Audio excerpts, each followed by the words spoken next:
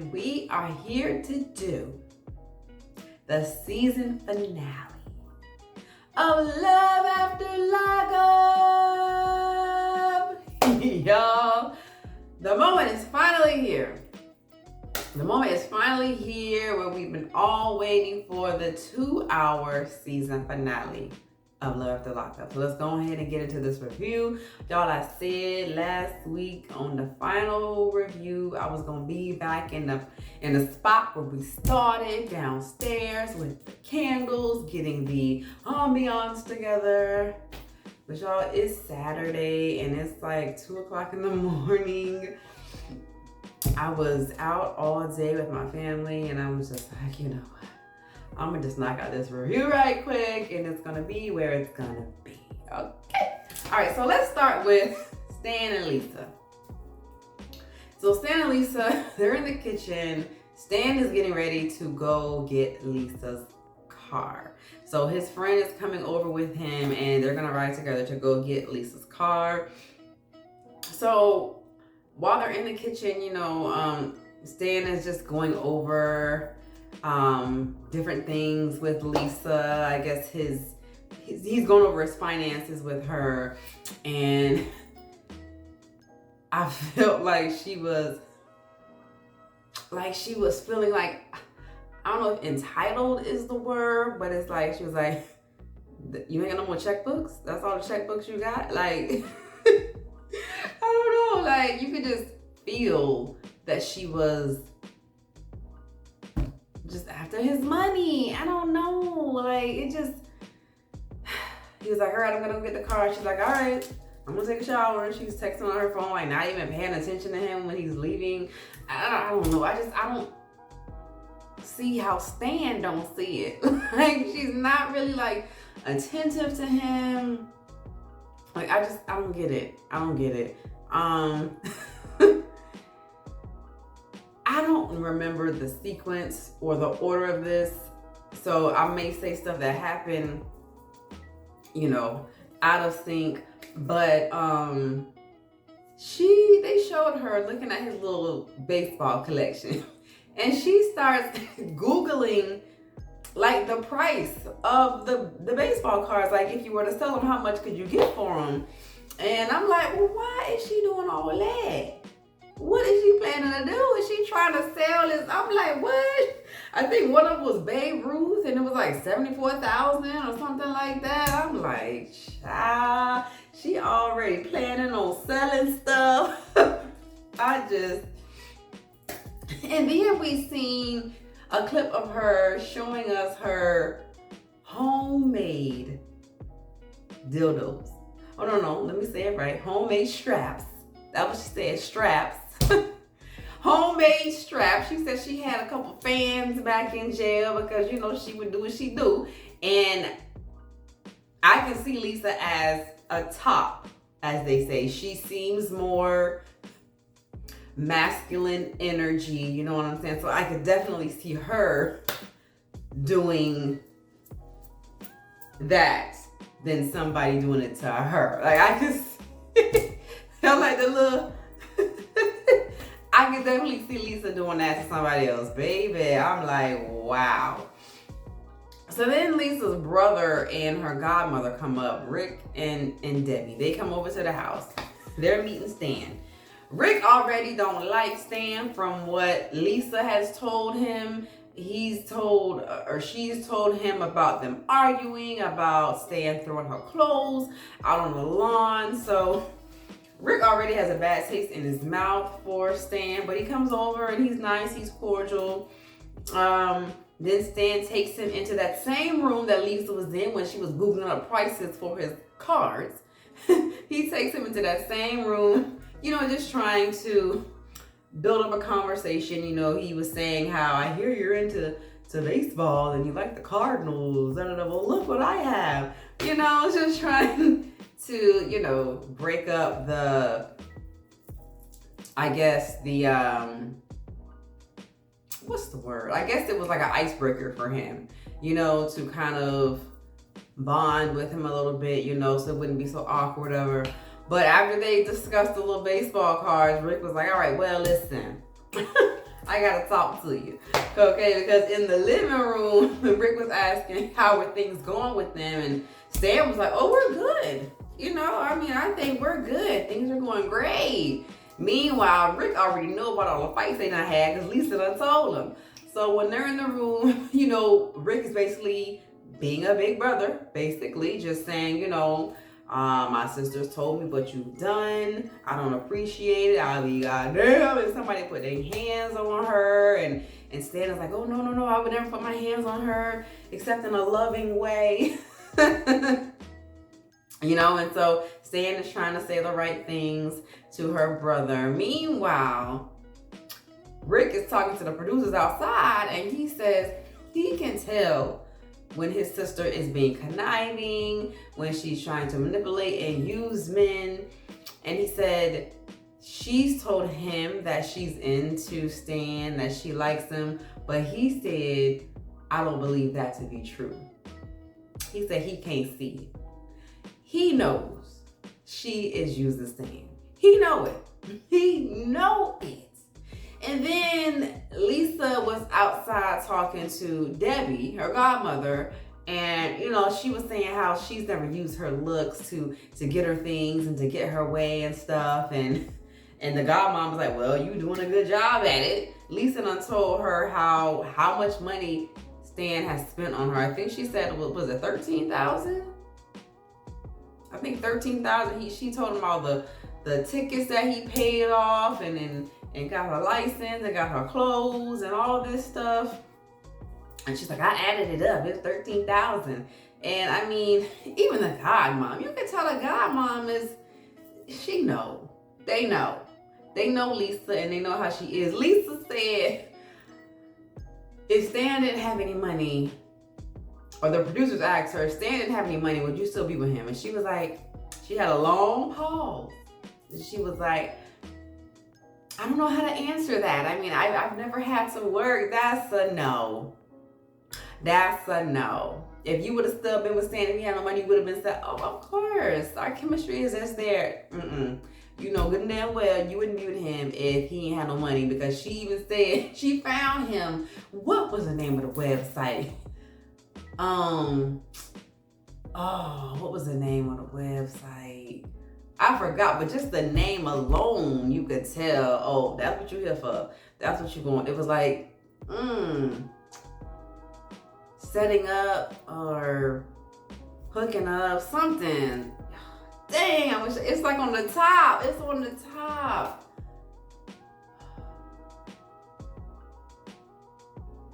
Dang, I can't think of it. I'm gonna have to go back and look. Like, for real, let me go pause this because I want to get the name of it. I'm gonna be right back. All right, y'all, I found it. They were on the website Seeking Arrangements and Seeking Benefits. That's what it is. So that's the website she went on. She said she figured it out. She said she's got 15 felonies, so it's hard to get a job. So she went on Seeking Arrangements and she figured it out. She figured out what to do. Lisa don't want to be with Stan. Lisa does not want to be with Stan. She is talking to another girl in Stan's house, texting her, talking about, I can't wait to see you, me too. I'm like, the disrespect. The disrespect. Not only is you using this man, but you is also talking to somebody else in the man's house. He is taking care of you. It's already bad enough you using him, taking all of his money. But now you're talking to another girl in the house? And she says she don't want to be tied down. She like playing the field, baby. Stan, I didn't want it for you, baby, but you is too old to not see what's going on. I mean, for real. And this has happened before, so you should already know the patterns and the signs to look for. And I really feel like Stan isn't as naive as he's coming off. I think he really sees what Lisa is doing, but you know, he's lonely. He don't want to lose her, so he's just like, well, F it. You know what I'm saying? He had already said, well, I got the money to do it. I got the money to get a car. When the friend was like, are you sure? He was like, I got the money to do it. So Stan got the money to bounce back when he finds out that she's just playing him. So, I mean, it is what it is. I was feeling sorry for Stan, but at this point, it's like, I mean, he know what he's doing. He knows what she's doing. So we're going to see if they are going to be on the next season or if they're going to be on Life After Lockup. The ending to their story, what they put on the screen was Stan hopes to propose to Lisa soon, and Lisa is still talking to her secret lover or secret admirer or something like that. Baby, she's talking about Stan don't know I'm talking to this woman every day. Well, I mean, if Stan watches the show, he gonna find out. And I know he gonna watch this damn show. And if they come back next season and Stan is still with her after he done watched the show and see what she done did, he's a fool. He's a fool. All right. Anissa and Jeff. So, listen. Jeff done found out that Kyle done told Anissa his business. Anissa has confronted Kyle, or Jeff, and she told him what Kyle said about having an 18-year-old son, and Jeff tried to explain to her how when he got to the halfway house and made this Facebook account, he got a message from old girl who said he may have a son out there. And he said I believe he said he told Kyle first because he didn't know how to tell her or just waiting for the right time. I don't know. I mean, it was stupid for him to tell Kyle in the first place. He said he was telling Kyle as a test to see if Kyle would go back and tell Lisa. But I mean, that was just stupid. You should have known he was going to go back and tell, not Lisa, Anissa. He should have been smart enough to know that Kyle is gonna go back and tell Anissa. I mean, you can even tell that damn Kyle likes Anissa, even though she said ain't nothing ever happened between them, no kiss or nothing. You could just tell Kyle. I ain't gonna say they slept together before, but I think there might be some attraction, and maybe not on Anissa's end, but I think for sure on Kyle's end. But he done found out, and so when she dropped some news, he dropped some news as well. Jeff done went snooping through the drawers, and when you look for stuff, you gonna find it. When you go looking for stuff, you gonna find it, and sure enough, he found a cell phone. He found some lingerie pictures that she done sent to some other man. I was like, ew, okay, because you could kind of see the pictures. The camera wasn't like really close up on the phone. They were like at an angle, but you could still see she's like sitting on the bed and some lingerie. I'm like, who was taking the pictures? But then I was like, Kyle? But then I was like, she might have just had the camera propped up on a tripod. I don't know, but baby. So when he brings that up, Anissa says, well, that was when, you know, we were off. You know what I'm saying? You didn't come to see me when you got out. So, you know, I went seeking something else. And I don't know, child. It's just a mess. So, that was actually after the fight. But let's get into the fight now. So Kyle comes over. Jeff is heated. Jeff is ready to fight, baby. He come over there. Jeff started yelling, get out the car, get out the car, and some stuff like that. And he said something, and it just triggered Kyle. Kyle jumped out the truck, and Kyle said, what you waiting for, Christmas? When I tell you I holler, what you waiting for, Christmas? Man, Jeff, that little security was trying to hold Jeff, baby. When I tell you Jeff went around that security, he went running up to Kyle. Boom! Kyle went down to the ground, he pushed him. Jeff was like, get up, bitch. Baby, did you hear when Jeff called Kyle a cracker? I'm like, oh! I said, white people do that? You know how black people, black people call it, what's up, my, what's up, my, that's my, Maybe he said, something, you cracker. I'm like, oh, do white people use that against each other? I mean, when black people use the N-word, it's like in a, well, Because they could be mad, like, you a dumbass, you a dumbass. I don't know, but I was quite surprised because I ain't never seen that. I ain't never heard a white person call another white person a cracker. But I was like, oh, okay. Baby, when I tell you, I for sure think Jeff would beat Kyle's ass in the fight. If they could fight without security breaking it up, baby, I really think for sure Jeff would beat Kyle's ass. Kyle's talking about he will shoot Jeff right here. Yeah, so that's what's going on with them. Anissa in the house, she talking about, I ain't going out there. I ain't getting in between them. That's on them.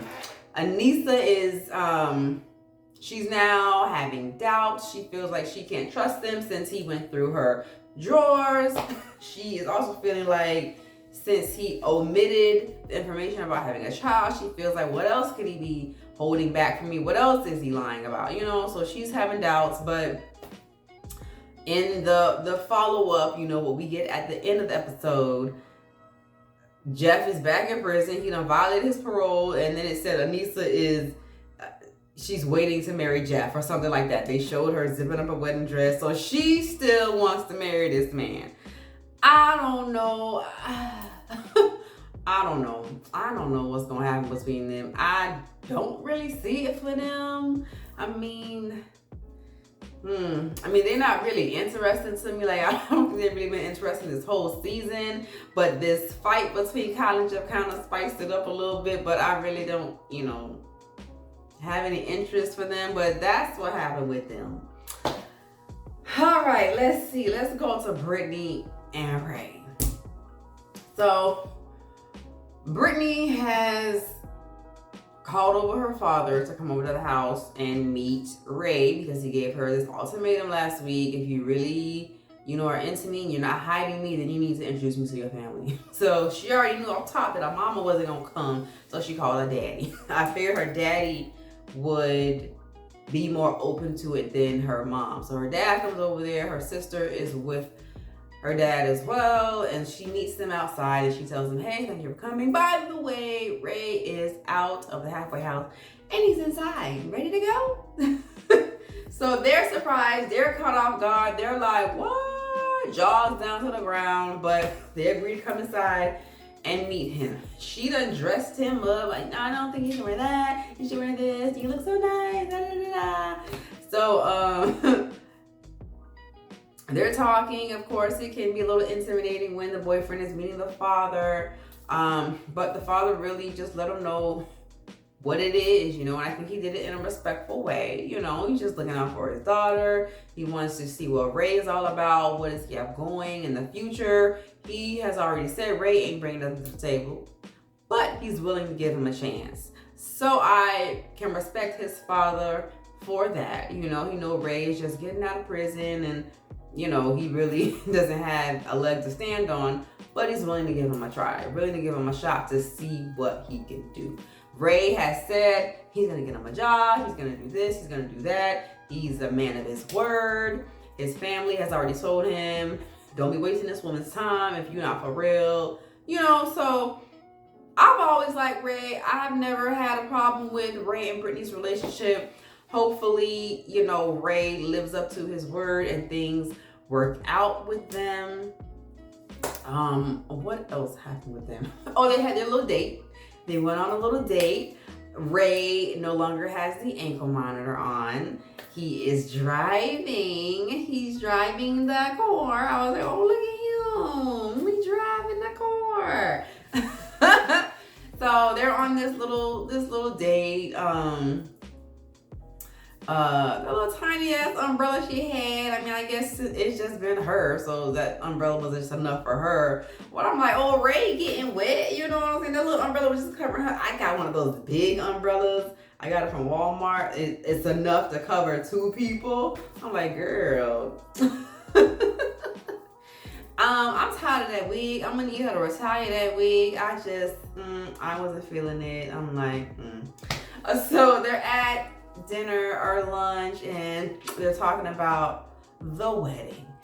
All the women who are on the outside they're ready to get married immediately when the man gets out of prison. Brittany is no different. She's ready to get married now. Ray says, you know, well, can we be engaged for at least a year? And she agrees. She doesn't see a problem with that. She done already told him what kind of ring she wants. It's got to be a carat size. I want diamond cut. I want some rhinestones going across the center. Like, she done gave him a full descriptive detail of what type of ring that she wants.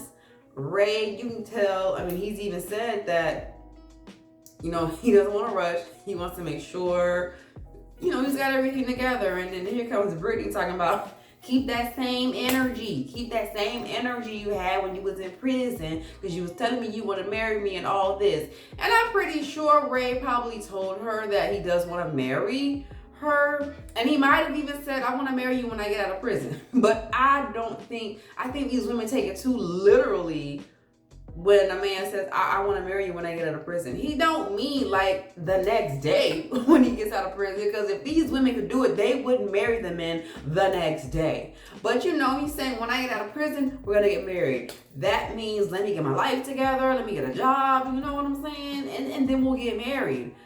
These women just take it too literal, and they expect it. Like, these men are coming out of prison with no jobs, no money. What do you expect?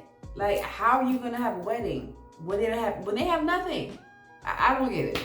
But that's what they were talking about. She was feeling irritated. She's ready for the ring, the engagement, the wedding, but Ray doesn't seem to be, you know, into with the rushing. He's just chilling, you know. So the ending with them, what did it say in the follow-up with them? I think it said Brittany was still waiting on a proposal or something like that.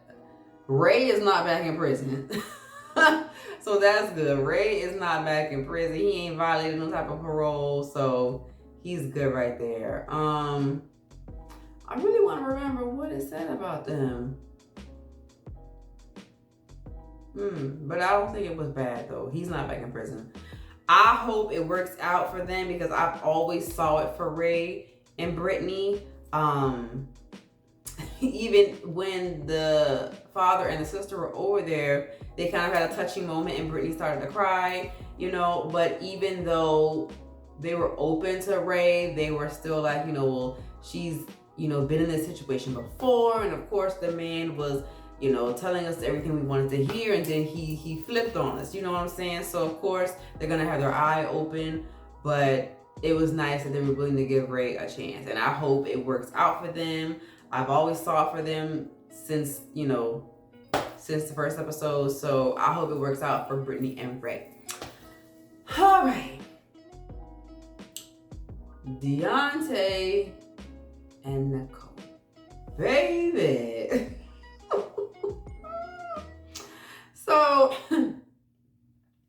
Nicole is out with Tia.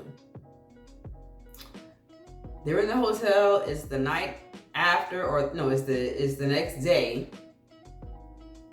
And we think that they had sex. That's how it's looking. But Nicole says they didn't. She says they were just making out a lot, because in the last episode we seen, you know, they was making out. Nicole was on top of her, and then she kicked out the crew.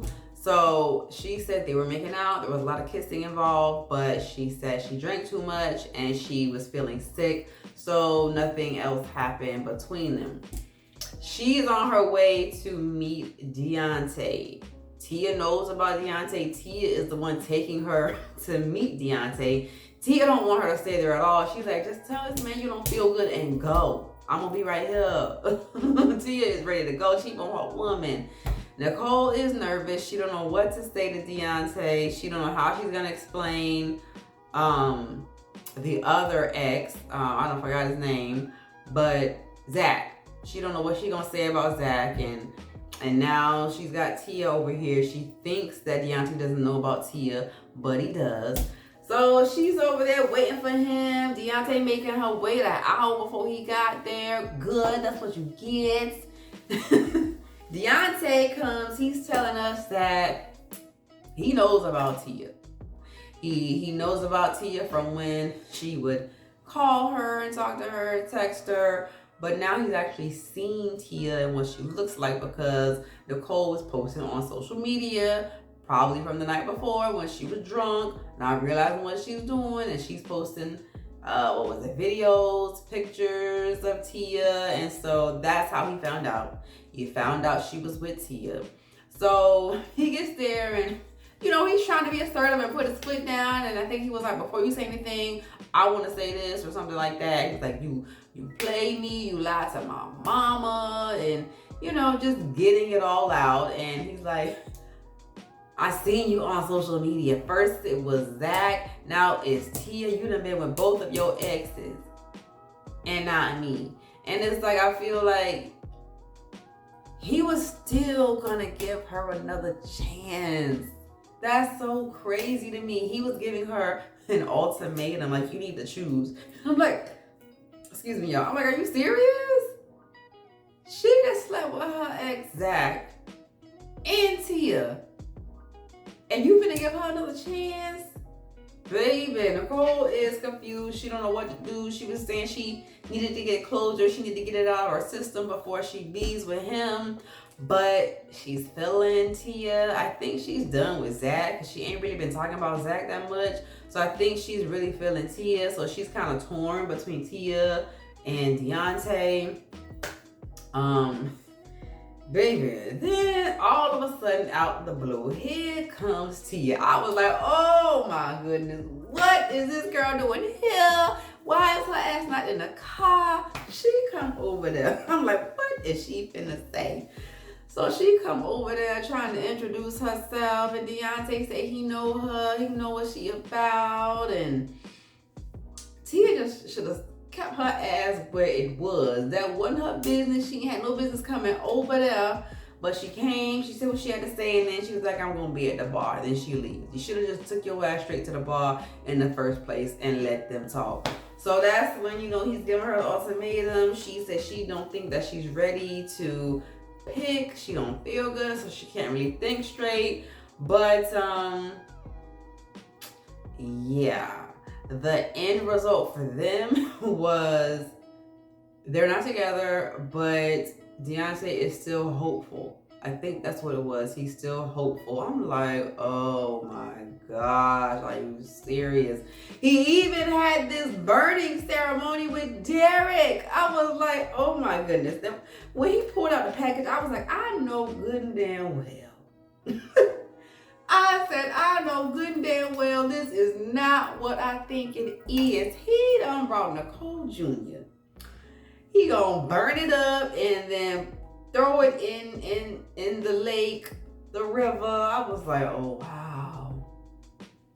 Really? Even Derek said, I just want you to know this is weird. I mean, it was. It was. You over there burning up a silicone sex toy and talking about you I don't need you anymore, you hurt me just like your mama did. I'm like, are you serious? Like, this is weird. Like, Deontay, we already think you're weird. This is making you look even more weird. Like, I was just like, wow. And even Derek was like, I hear what you're saying, but I don't feel like you're gonna do it. Like, even Derek feels like he's gonna go back to Nicole. He's even told him that he believes in second chances. I'm like, shit, I had, like, are you serious? So, I don't know. I think in the ending notes, it didn't say that they were back together, but he's still hopeful. I'm like, idiot. Okay, last but not least. Now, this couple was never a couple that I left last. It was either Deontay and Nicole or Stan and Lisa, who was always last in my reviews. Oh, wait, no. Courtney and Josh. So, we already know Courtney is feeling down. She's feeling depressed. She feels like Josh is not really into her. He's not being intimate with her. He's always turning her down. So Josh wanted to do something for her to make her feel special, to make her feel loved, to make her feel like he wants to be with her. So he put together this little scavenger hunt for her. It was cute, She came to the door and there was these hearts made out of sticky notes. So that was cute, and it led her to, I think the dog had something on his collar, and then that led her to the bedroom. There was pair of heels and a dress. So it was cute. So eventually she ended up outside where he was. He had a little picnic set up. What he had, like some cheese and crackers with the little pepperonis and then some pickles. I'm like, oh goodness, that's y'all's little corny inside joke, dang. So I'm gonna just let it go. But it was cute, you know, and he was telling her that he loves her and he wanted to be with her, and then he proposed to her. He got her a ring, and you know, she was shocked, and she was like, what she said? Are you for real or forever or something like that? Or no, I think he said, promise that you won't leave or something like that. I don't know. I used to see it for them, just like I saw it for Brittany and Ray, because I didn't see any issues with, damn, his name just slipped my mind. Josh. Y'all, I told you it's 2 a.m. and my mind is sleepy. But yeah, I never had any issues with Josh from the beginning. I thought he was a sweet guy. They went and talked to his grandma, and you know what I'm saying? I thought, you know, things were gonna work out, and then he kind of slowly started to change, and you could see his behavior started to change. So that's when I was like, I don't know, Courtney, he might. But yeah, so apparently in the follow-up with them, he's back in prison. I believe he violated, and he's no longer living with her because he's got to live with his cousin, but the quarantine is over, so yeah, he's got to go. But yeah, I think he was back in prison. He violated his parole. Now, Courtney did say she was feeling, she felt like she shouldn't have let go of her job. She's feeling regretful for losing her job over this man. But I guess now that he's proposed to her, maybe she's feeling like, oh, he really does love me. I don't know. I don't know what's gonna go on with them. I'm pretty sure they will be on the next season. But they really didn't have too much like drama or anything going on this whole season though. So I kind of put them in the category with Anissa and Jeff.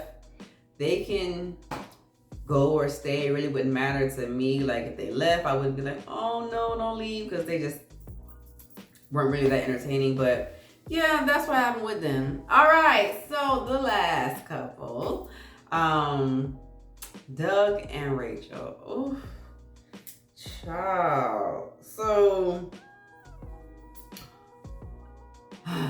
we see Rachel. Apparently, they got into this big fight the night before. She done went and threw her ring in the front yard. I was like, wow.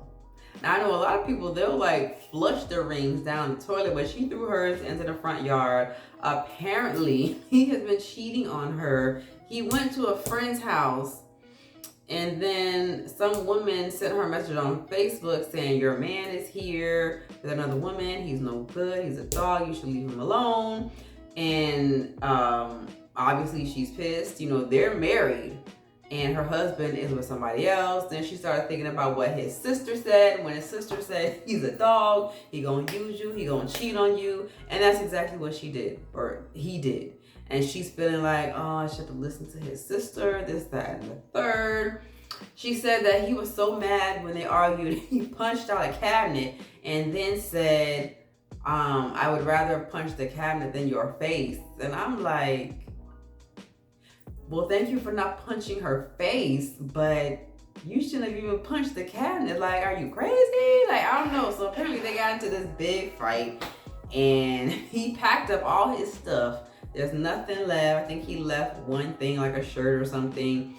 Dougie's stuff is all packed. Dougie done took the PlayStation. He's like, look, if we gonna leave here, I'm gonna need something to do. We going back over to Kalamazoo. I need a PlayStation or something. So he done took the PlayStation, and you know, you could tell that Rachel was sad about that because she walked into Dougie's room and she was saying how empty it was. And you could feel that she was sad for Dougie being gone because they had built a bond, a connection. So I think she was more sad that Dougie was gone versus Doug, if you want to be for real. But so the next day we see her in the yard on the ground. And I was like, I know good and damn well she is not looking for that ring. I know she ain't looking for that ring. So WeTV pulls up, they hop out the van, and they're like, what you doing? She tells them the story, what happened the night before. She tells them that she threw a ring in the yard. She's looking for it to pawn it. You're looking for that ring so you can pawn it? I mean, yeah, of course, that's a good idea. But for her in particular, I don't think that's the real reason why she was looking for that ring. But anyway, she found it. She found it. Like a needle in a haystack, she found it. Which is so crazy, because when I was at my parents' house and my nephew was riding my son's hoverboard thing, he ended up falling and one of the screws came out and it was like a needle in a haystack. We were looking through the grass just like Rachel was, but we didn't find it like she did. So my dad luckily had some different screws and he was able to fix it. But yeah, I'm like, Rachel, baby. So then we see this video from Doug saying he was talking to somebody long before we even met Rachel, and basically she was just someone to pass the time. He was saying how she was funny, and so he just decided, why not? And I'm like, OMG. But it's like, you've got to understand that and realize that when you're writing to an ex-con or a convict, you really think you're gonna be the only person who's talking to them?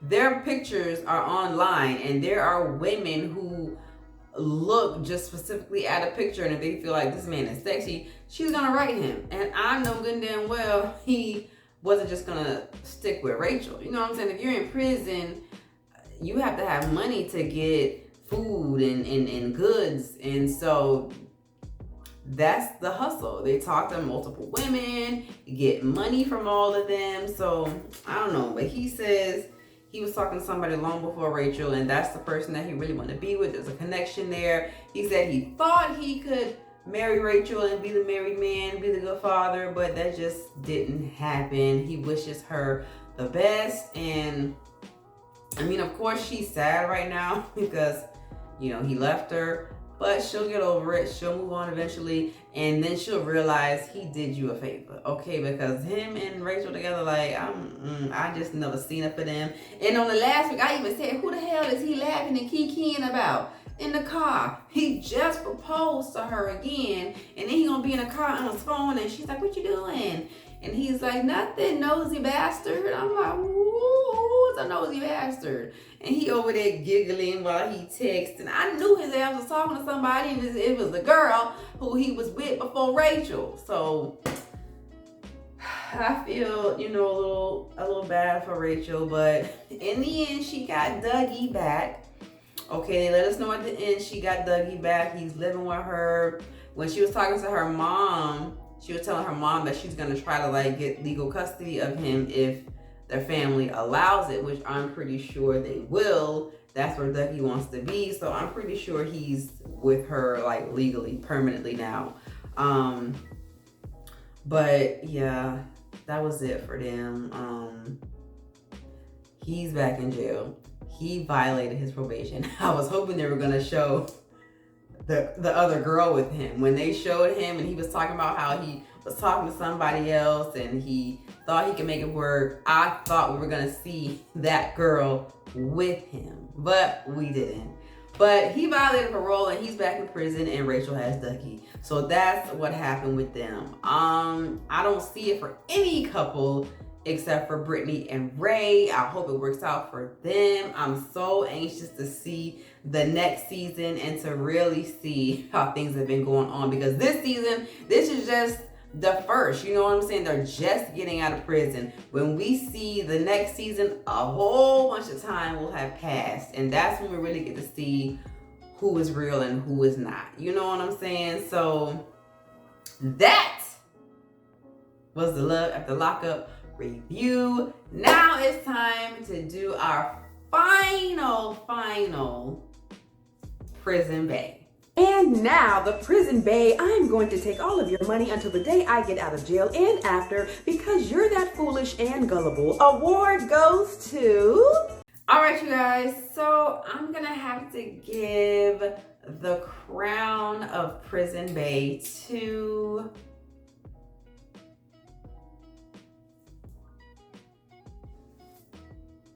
Lisa. I had said Nicole was probably gonna be Prison Bae the whole season, but I had to give it to Lisa. Like, Lisa, she's bragging. I mean, she's telling, her godmama, he done spent $30,000 on me, did this, and this.